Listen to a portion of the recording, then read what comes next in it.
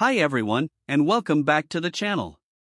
If you're new here, I'm Bishnu, and I create practical AutoCAD tutorials to help you level up your drafting skills one step at a time. In today's video, I'll show you how to place distribution rebar using the measure command in AutoCAD.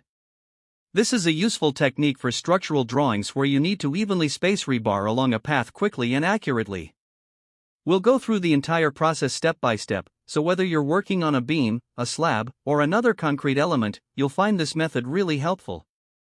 If you find this tutorial useful, don't forget to like the video, subscribe to the channel, and hit the bell icon so you don't miss upcoming content. I've got more AutoCAD tips and real-world examples coming your way soon.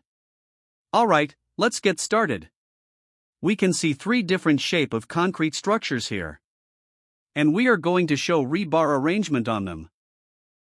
The challenging part while preparing reinforcement drawing is to provide the distribution bars at specific spacings. Let's say we have to arrange 25 mm diameter rebar at the spacing of 200 mm center to center. The very basic and common way is to prepare a circle of diameter 25 mm, and it's a choice either to hatch or not. Let's hatch this circle. And now we have to copy it and go on pasting it every 200 mm at one direction. And we can see this will take lots of time. So we are not going to work like this. So there is another way too. We can array this rebar by selecting the path. We can give the array command. Select the rebar and select the path. After the rebar is shown, we have to double-click on this arrayed object and adjust the spacing or number. This looks better than previous method. But there is a problem. We cannot put this rebar randomly anywhere for arraying. Let's see. Let's put this rebar at this corner instead of previous corner. Now let's array this and select path and select this polyline. We can see the array is not working. This is because in this method, we have to put the rebar at the origin of this polyline. Therefore, this method is also not so reliable. Therefore, let's try a new command for plotting distribution bars. I am sure you will like it. In this method, we will use the measure command. Okay, let's start. First of all, let's prepare some circles for size of rebars that we will be using for our structure.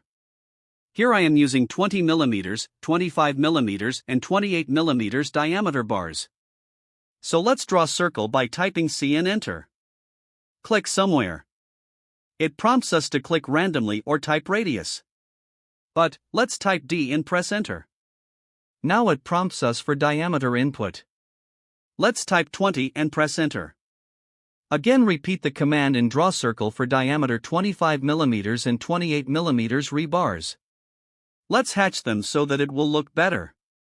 Type H and press enter for hatch command. Let's select the hatch pattern as solid. Here, choose this normal option and create separate hatches here. Now click on this Add Select Objects. Select all three circles and press enter. Click OK. Select all their elements and put them in rebars layer. Now let's convert them into individual blocks. Let's select 20 mm diameter bar and type B and press enter. Let's give short name R20. Click on Pick Point. Click at the center of 20 mm diameter rebar. And click OK. Now we have a block for 20 mm diameter size rebar. Repeat the same process. But give the name as R25 and R28 respectively for these two rebars.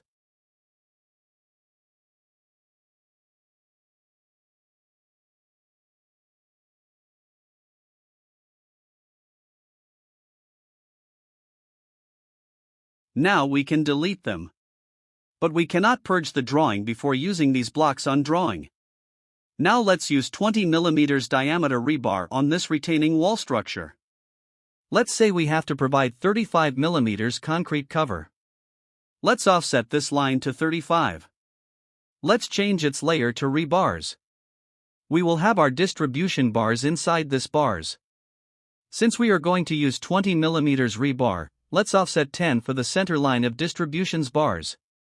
This line will be deleted after providing distribution bars.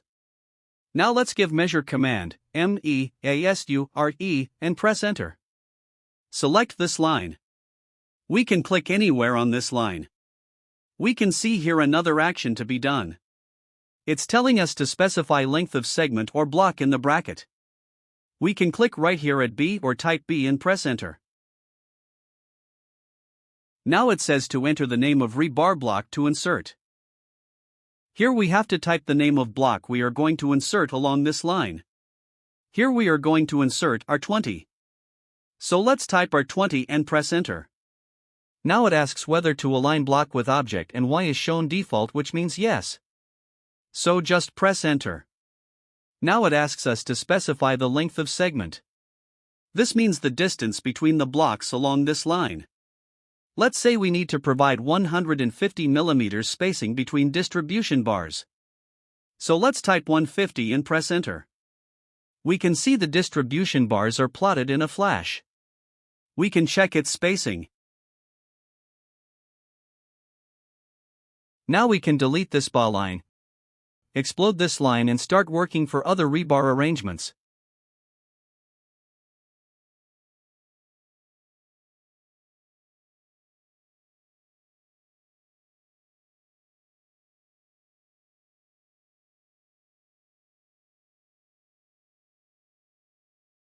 Again, let's use 28 mm diameter rebar on this structure.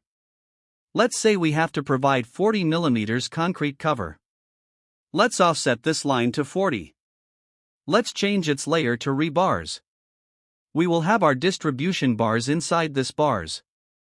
Since we are going to use 28 mm rebar, let's offset 14 for the center line of distributions bars. This line will be deleted after providing distribution bars. Now let's give measure command, MEASURE, and press enter. Click anywhere on this line. Type B and press enter. Now type the name of rebar block we are going to insert along this line.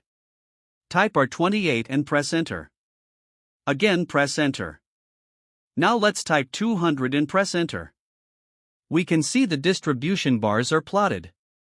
We can check its spacing. Now we can delete this bar line, explode this line and start working for other rebar arrangements. Quickly once more. Offset for concrete cover. Offset 10 for 20 mm rebar baseline. Measure command. Click on line. B enter. R20 enter. Again enter. Spacing 200 enter. Measure command, click on line. B enter. R20 enter. Again enter. Spacing 200 enter. Delete baseline.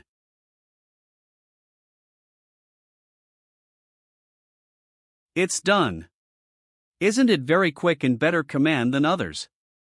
By practicing this measure command will surely promote your AutoCAD drafting skills to much better level. That brings us to the end of this AutoCAD tutorial. I hope you found it helpful and that you're feeling more confident using the command we covered today.